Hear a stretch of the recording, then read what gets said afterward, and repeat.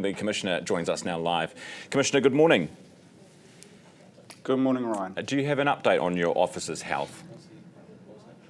No, look, I haven't this morning, but I know that he was determined to have a very good night's sleep last night, so I hope that's occurred.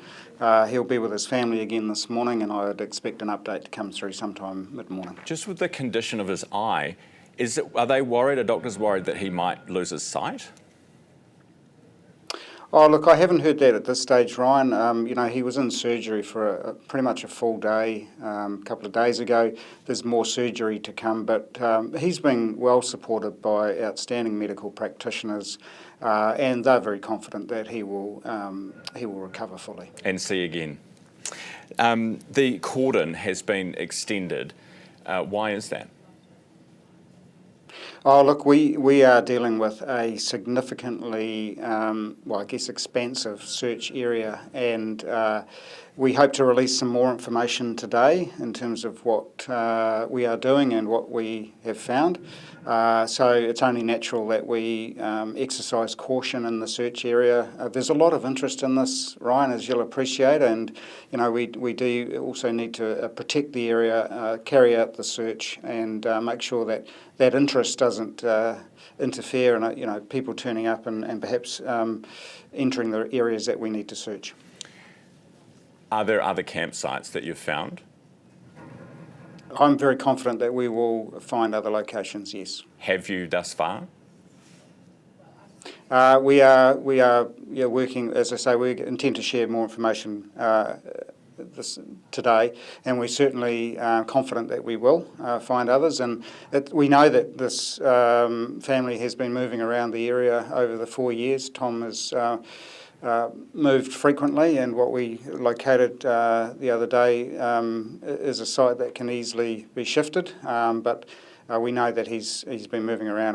I'm confident we'll find other sites. We're just showing the information soon. We're just showing the photos of reading between the lines. It sounds like you have found other campsites.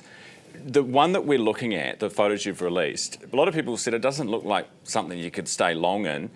Do you think this was the main campsite, or do you think there is a main campsite? Oh, well, we'll keep an open mind, Ryan. Obviously, you're right. It's fairly basic sort of living conditions, and therefore we are likely to find other things in other places, and that might suggest there's something a bit more substantial in other places. So hopefully we will, make some progress today and put that puzzle together, and as soon as we do, we will be able to share that with you. There's a school, I understand, now inside the cordon. Is that just an unfortunate coincidence? Yes, I suspect so, Ryan. Yes, I'm not aware of the details, but that's only natural that, of course, when you extend a cordon, you're going to capture other things, and hopefully the impact of that cordon will be minimised. From looking at the photos of the quad bike and what was on them, we understand there were John Bull shoes, boxes of new John Bull shoes, more shoes than were needed for the kids. Can you explain that? No, I can't. It is very interesting, Ryan, but we know that Mr Phillips has been the suspect in a number of burglaries. So at the moment, one of the things that we'll be doing is obviously connecting the dots and trying to better understand where equipment, clothing, whatever it may be, has come from, and of course that is part of the investigation. Why do you think he had so many pairs of shoes? I don't know. We hope to find those answers in due course. Also on the bike, bags of animal maize. Do you think he had animals? Well, too early to provide a view on that, Ryan, I think, but certainly a very interesting set of circumstances here, and I know that as the investigation continues and we put the information we have together, it'll hopefully tell a clearer story for us all. Where do you get all the petrol for the quad bikes? Well, as I've said all the way along, Ryan, we're very interested in the possibility that other people have been assisting Mr Phillips over the last 4 years, and if we come across information that demonstrates that that has occurred, then we'll deal with that. Have you seen any evidence that that has occurred thus far, or heard any evidence that that has occurred? I can't comment on those specifics, Ryan. It would be wrong for me to do that. But I know that, having spoken to my investigation team, not only in terms of what they've done in the last few days, but what they've done over 4 years, they're working very, very hard to tell a story that allows us to act if, in fact, we find information to suggest that's what has occurred. Okay, sorry, did you just say you had found information in the last couple of days to suggest that that had occurred? Have the kids told you? No, they are obviously working with the information that we now have over the last couple of days, such as the information to which you've referred, i.e. the sorts of things that we found at the campsite. So that is all relevant to helping tell a story that might determine who, when, why may have assisted Mr. Phillips. Do you think one person, more than one, multiple? Look, I don't want to speculate whether that's one person or more. It doesn't really matter. We'll deal with them if we are confident that, in fact, they've helped facilitate his behaviour over the last 4 years. Is there any suggestion, or are police working to any lines of inquiry, that he might be using some of the stolen stuff to actually trade? Oh, no, I don't. Look, this individual's been off the grid, right? I'm not sure that he would be running a business or trading on the side. He's clearly had other priorities, so no information to suggest that's occurring. What's happening with the children today? Well, look, they're in the care of Rangatamariki. We will continue with the investigation, but for the time being, the right agency is wrapped around them, and we've always been very clear that if there's anything that police can do to help assist the support that those children need, then we will provide that. Obviously, in due course, we're going to want to speak to them, but we just need them to rest up, recover, and when the time is right, then we would be talking to them. At this point in the investigation, how many guns do you believe that he had in his possession? Well, I mean, we know that when this unfolded in the early hours of a couple of days ago, that there were 3 weapons in the scene. Then we went to the campsite and it was confirmed that there were at least 1 weapon there. So we may well find more as we continue with the investigation, and if we locate other sites, then we may well recover more firearms. So at least 4 at this stage.